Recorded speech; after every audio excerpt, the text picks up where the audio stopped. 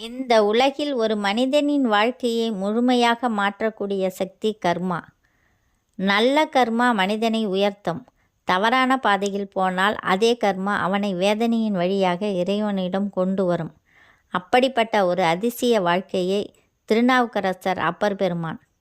தமிழ்நாட்டில் திருவாயம்பூர் என்ற ஊரில் ஒரு சிவபக்த குடும்பத்தில் பிறந்தார் ஒரு குழந்தை. இயற்பெயர் மருள்நீக்கியார், அக்கா திலகவதியார்.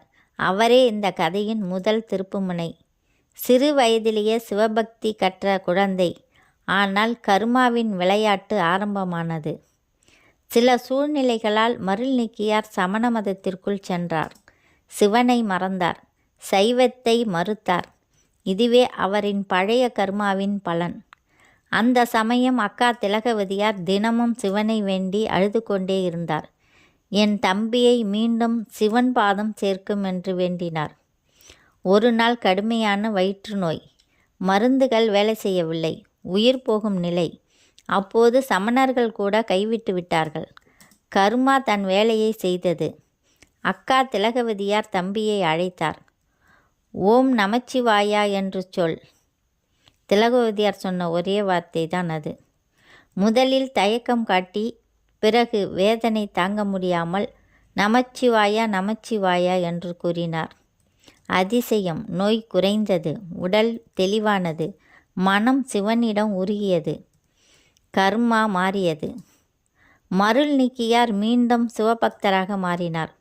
கோயில்கள் தோறும் சென்றார். கல், மண், மலை என எங்கும் சிவனையே கண்டார். அப்போது சிவன் அவரை ஆசீர்வதித்தார். நீ என் நாவாய் பேசுவாய்.